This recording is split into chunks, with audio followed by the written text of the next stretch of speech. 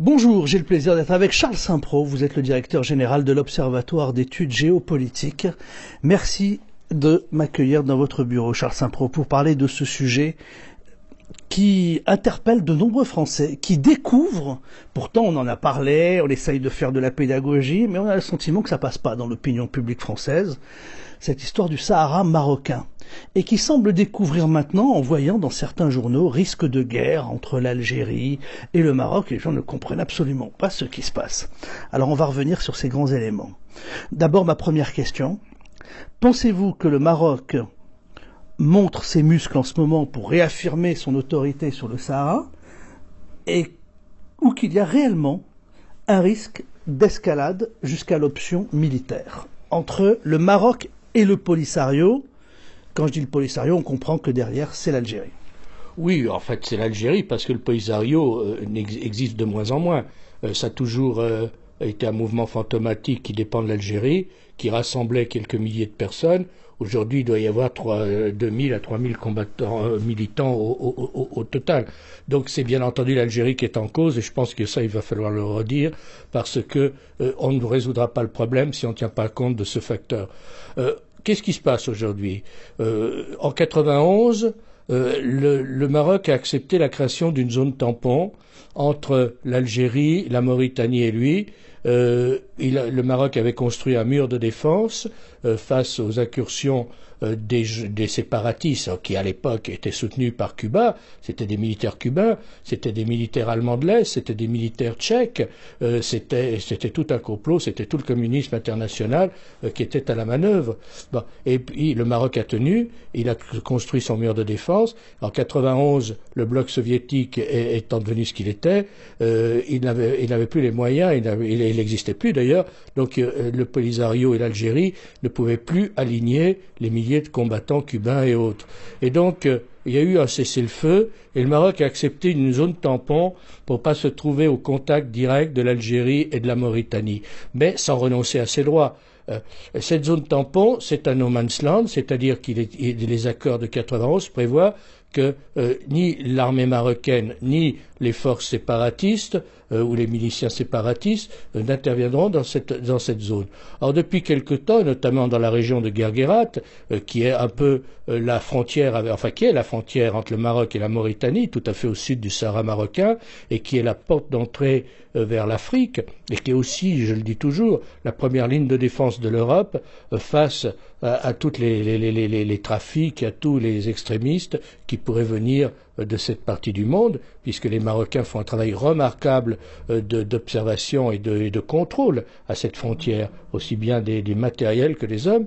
Eh bien, depuis quelque temps, dans cette petite zone de no man's land, des séparatistes du Polisario se sont infiltrés et ont créé des troubles. Alors, ils ont créé des troubles en attaquant des camions, en attaquant des touristes, des gens des Africains qui viennent au Maroc, et le Maroc était intervenu en 2016.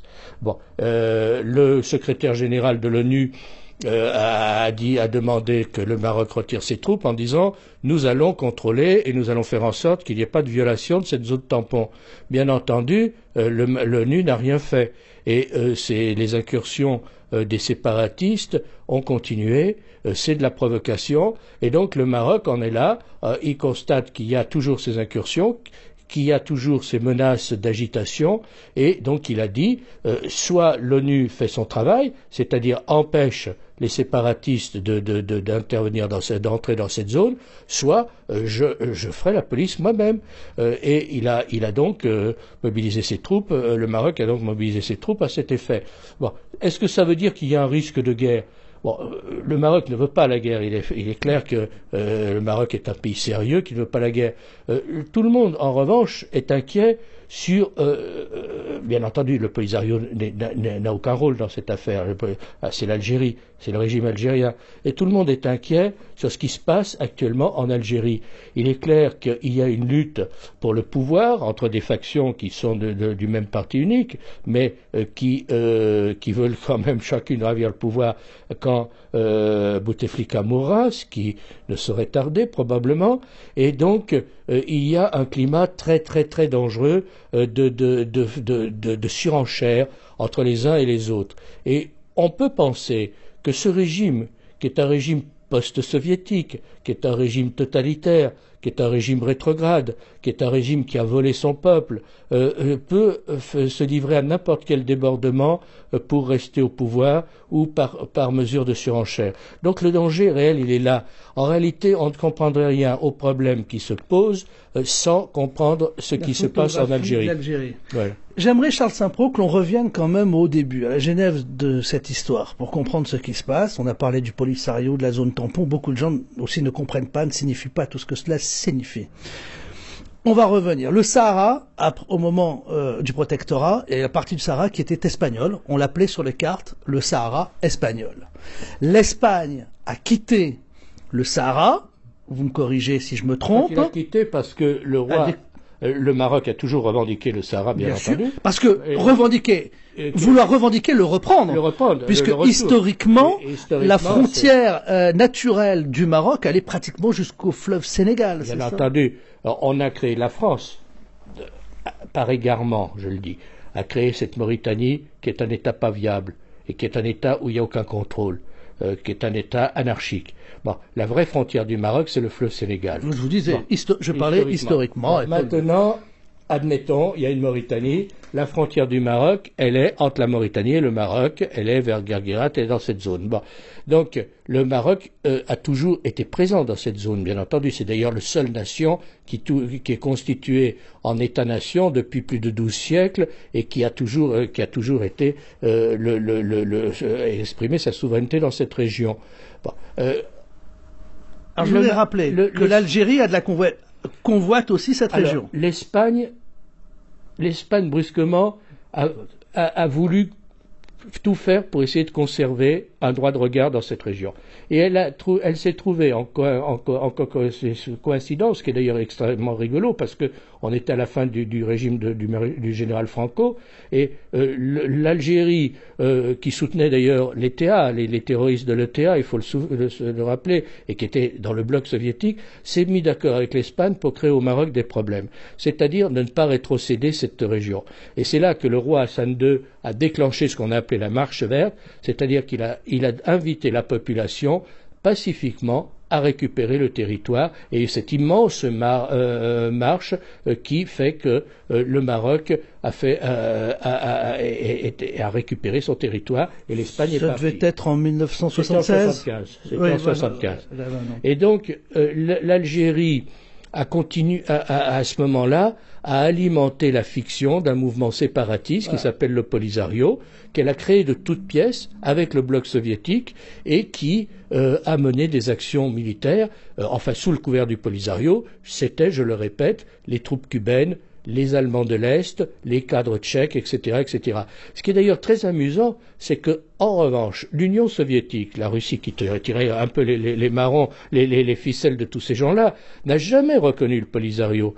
Et encore aujourd'hui, la Russie ne le reconnaît pas. Mais c'était un jeu, en fait, il s'agissait d'appliquer la théorie de Lénine, de tourner l'Europe par l'Afrique, et puis de créer des problèmes à un Maroc qui était clairement dans le camp du monde libre face au bloc soviétique. C'était ça la raison. Et l'Algérie de Boumedienne était l'allié de la Russie soviétique et voulait aussi avoir un accès vers l'Atlantique et couper le Maroc de son hinterland africain. Alors, en fait, l'Algérie a le régime algérien a deux problèmes, a deux complexes. C'est la France et le Maroc. La France, pour les raisons qu'on connaît, on ne va pas revenir sur cette affaire, mais le Maroc, encore pire, parce que le Maroc est une vieille nation qui a 12 siècles d'existence, qui a une forte identité, et l'Algérie, il faut bien le dire, a été créée par la France. Il n'y avait pas d'Algérie avant que la France n'intervienne dans ces zones qui étaient des baies, plus ou moins des petites principautés, plus ou moins dépendantes des Turcs, etc. Bon. Et donc, il y a une haine et une jalousie à l'encontre du Maroc qu'on ne peut pas imaginer, notamment de la part du régime algérien, qui n'a jamais été capable de définir l'identité de son peuple. Est-ce que c'est un peuple arabe? Est-ce que c'est un peuple musulman? Est-ce que c'est un peuple arabo-berbère? Je pense que ce régime, dans tous les échecs qu'il a eus, a aussi un échec identitaire. C'est-à-dire qu'il n'a pas donné une identité à son peuple et il ne se positionne que par rapport ou que face à deux pays qui sont la France et le Maroc. Et donc, c'est dans les gènes du régime algérien, cette affaire de séparatistes au Sahara marocain. Le Polisario et le séparatisme a été créé par l'Algérie avec le soutien du bloc soviétique. Quand le bloc soviétique s'est effondré, le régime algérien a continué à faire marcher un peu comme le lapin du Racel. C'est sans fin. L'argent mis par le régime algérien dans la propagande, dans tout ce qui concerne la fiction de cette entité séparatiste est incroyable, puisqu'il y a des représentants de ce mouvement un peu partout dans le monde.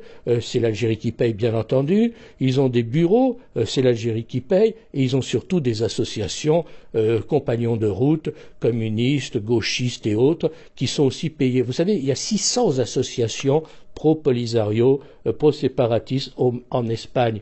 C'est-à-dire qu'on a l'impression que quand un type est au chômage et qu'il ne sait pas quoi faire, il va frapper à la porte de l'ambassade d'Algérie en disant « je vais ouvrir une boutique ». Donc tout ça est lamentable parce que, bien entendu, ça a un coût. Ça a un coût financier, et pour l'Algérie et pour le Maroc, qui est bien obligé aussi de consacrer une importante partie de son budget à la défense. Ça a un coût parce qu'il n'y a pas du coup d'union du Maghreb sur le plan économique, il n'y a pas d'intégration économique, d'autant plus que le régime algérien ne veut pas qu'il y ait d'intégration économique. Car si on dit intégration économique, ça veut dire qu'il y a liberté de commerce, qu'il y a transparence. Or, ce régime est un régime prédateur qui vole à longueur de temps son peuple. Vous savez, en Algérie, il y a un général pour le pétrole, un général pour le sucre, un général pour les carottes, un général... Bon, et tous ces gens-là touchent des bakchiches, bien entendu. Donc, ils ne veulent pas que ça change. Je pense qu'il faut bien voir une chose, c'est qu'on a un régime qui est un régime prédateur, qui ne veut que rien change. Et pour que rien ne change, il continue à maintenir cette fiction du séparatisme contre le Sahara marocain, avec quelques complicités qui sont de moins en moins nombreuses, parce qu'il y a eu une époque où tout le bloc communiste aidant, plusieurs dizaines de pays avaient reconnu l'entité séparatiste.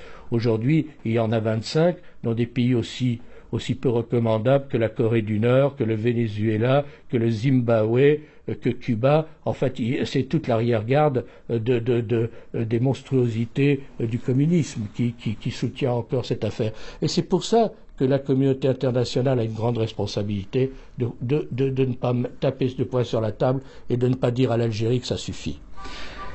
Alors, pour expliquer donc encore, cette zone, le Sahara, convoitée par l'Algérie, plutôt que l'Algérie y aille directement et tente d'envoyer son armée ou ses troupes, elle a créé ce mouvement indépendantiste, baptisé le Polisario, séparatiste, comme vous nous l'avez expliqué, donc entièrement financé par l'Algérie. Mais vient de se passer quelque chose.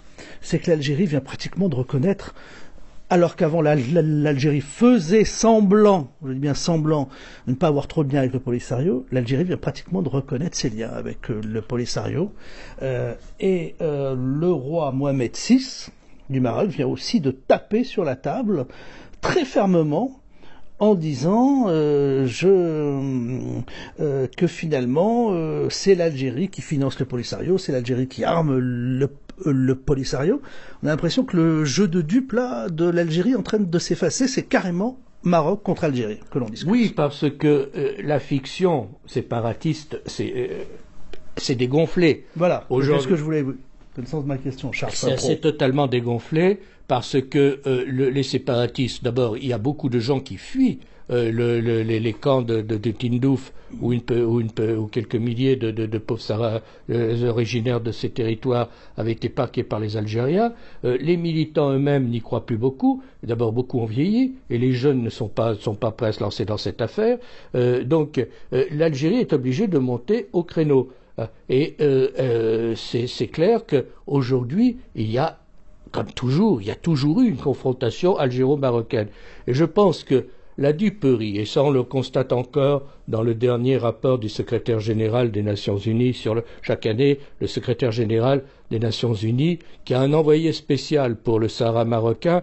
Actuellement, c'est M. Koller, qui est l'ancien président allemand, qui chaque année il fait un rapport qui est soumis au Conseil de sécurité et qui qui vote une résolution, qui suit ou pas ce rapport d'ailleurs.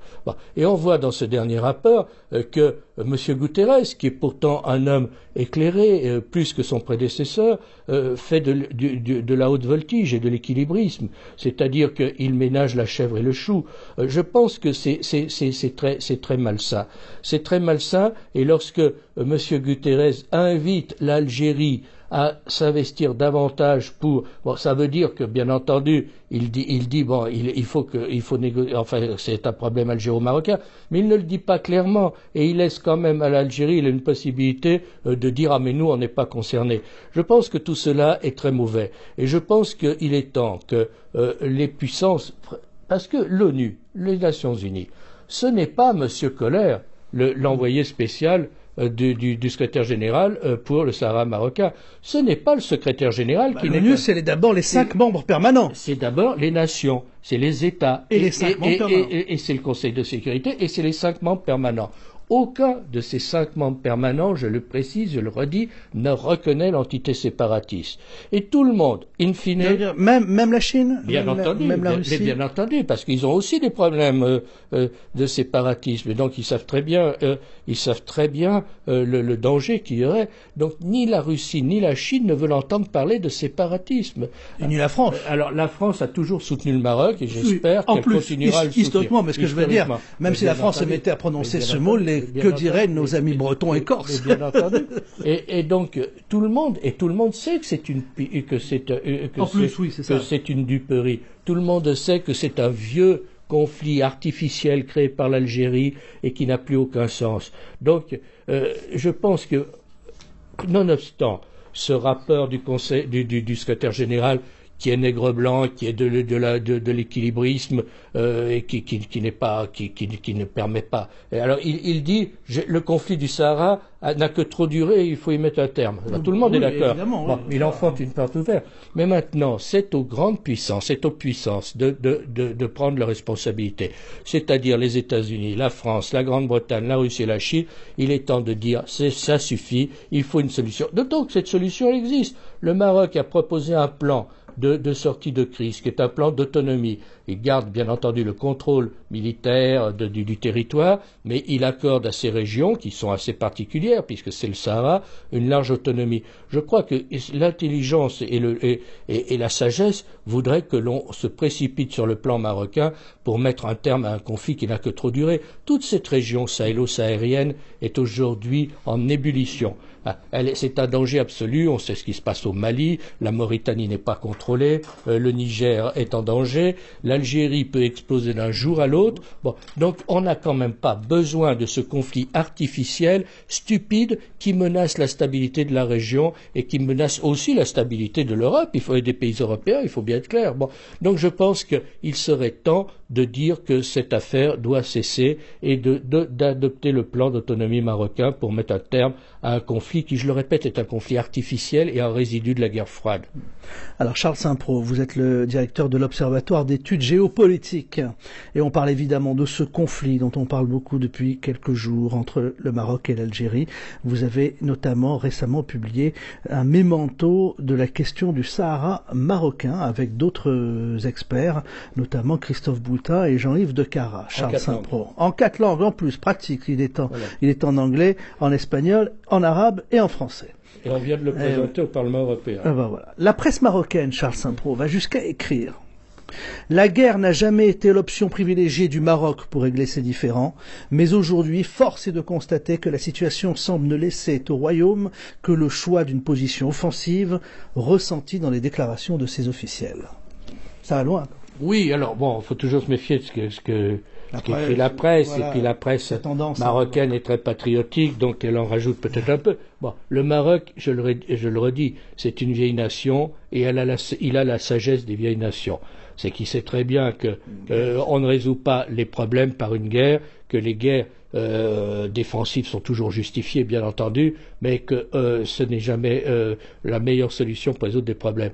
Le Maroc, d'ailleurs, a proposé, je le répète, ce plan d'autonomie, le seul plan aujourd'hui de paix sur la table, c'est le plan marocain. Hein, il existe. Donc le Maroc voudrait privilégier la solution diplomatique. Mais il ne peut que constater qu'il y a de la part de la partie algérienne, puisque je ne dis pas qu'il y ait de partis séparatistes, ils n'existent pas, ce sont quelques dizaines de cadres qui sont tous des agents de la sécurité militaire algérienne et quelques centaines de pauvres combattants qui ne savent pas pourquoi ils combattent d'ailleurs et d'ailleurs qui combattent rien. Bon, donc c'est l'Algérie qui est en cause. Eh bien, le Maroc voudrait tout à fait mettre un terme à cette affaire parce que ça envenime les relations entre les deux pays. On sait que des événements comme ce qui s'est passé à Hoceima ou dans certaines petites villes qui ont des problèmes économiques graves au Maroc, ont été attisés par des agents algériens. Il y a une déstabilisation constante, une volonté de déstabilisation constante du régime algérien contre le Maroc. On a l'impression que ce régime, qui a tant de problèmes à l'intérieur, qui est quand même au bord de la faillite, avec un pétrole à $40, alors qu'il lui faudrait un pétrole à $120 pour boucler ses fins de mois. Ce régime qui est moribond n'a qu'une obsession, c'est d'embêter le Maroc, et ça devient parfaitement ridicule. En conclusion, ce qui m'inquiète le plus dans votre analyse, Charles Saint-Preux, vous dites évidemment, il ne faut pas avoir peur du Maroc, qui est une nation responsable.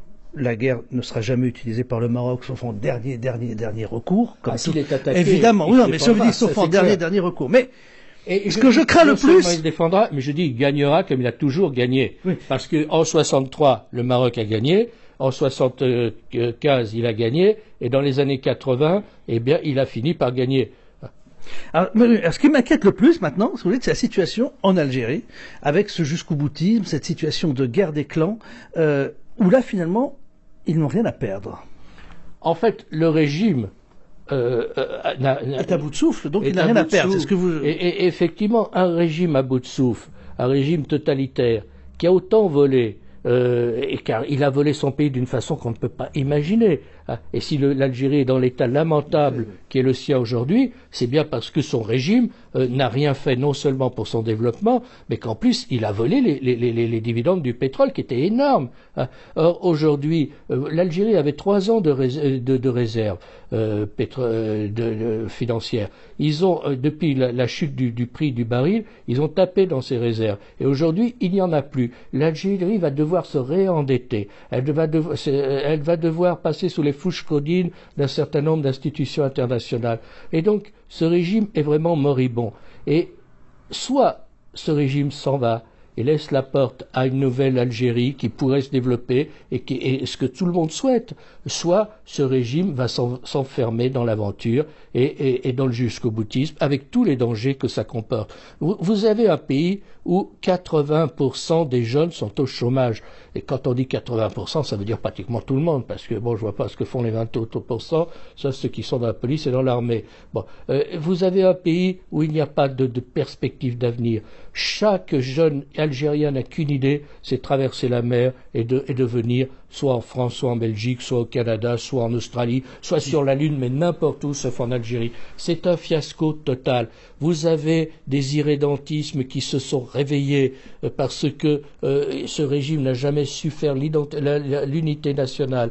Donc ce régime est vraiment très menacé et l'Algérie est très menacée. Et le problème, c'est que lorsque vous avez un État voyou, lorsque vous avez un État qui est un État prédateur, il peut se lancer dans n'importe quelle aventure.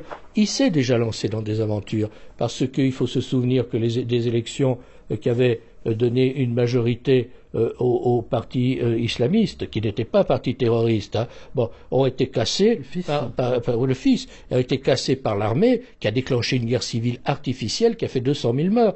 Le régime algérien est prêt à se battre jusqu'au dernier Algérien pour rester au pouvoir. Et il s'en fiche s'il y a encore 200 000 morts, 300 000 morts, 400 000 morts, du moment qu'il reste au pouvoir, du moment qu'il continue à être à ce régime prédateur. dont d'ailleurs on sent les prémices de la fin, parce que il y a de plus en plus de ministres algériens et de cadres algériens qui achètent des appartements à Paris. Moi, j'habite dans un quartier peu proche d'ici, où j'en vois à peu près un par mois, et ils mettent d'ailleurs leurs enfants, ce qui est d'ailleurs assez hallucinant, dans les écoles catholiques privées. Donc, on voit à peu près la sincérité de ces gens-là. Merci Charles Saint-Pro. Et voilà, vous êtes incontestablement celui qui connaît le mieux le monde arabe. Vous avez travaillé avec Yasser Arafat, dont vous avez été le conseiller. Vous travaillez avec Saddam Hussein, qui était votre ami. Oui, voilà, c'est ça. Avec d'autres chefs d'État, hein, vous êtes en contact même régulier en Égypte, au Maroc, d'autres. On vous connaît vraiment dans tout le monde arabe. Et vous êtes vraiment celui qui connaît le mieux cette question. Merci de nous en avoir parlé, Charles Saint-Pro. Vous êtes le directeur de l'Observatoire d'études géopolitiques. Vous publiez de nombreux ouvrages. On va sur vos sites, on les retrouve très facilement, notamment ce mémento de la question du Sahara marocain. Et on a parlé de ce sujet d'actualité, à savoir la tension qui est à son paroxysme, qui est à un degré très élevé entre le Maroc et l'Algérie. Y a-t-il un risque de guerre? Pourquoi? Comment? Que peut-il se passer? Vous avez répondu à toutes ces questions. Merci, Charles Saint-Pro. Merci.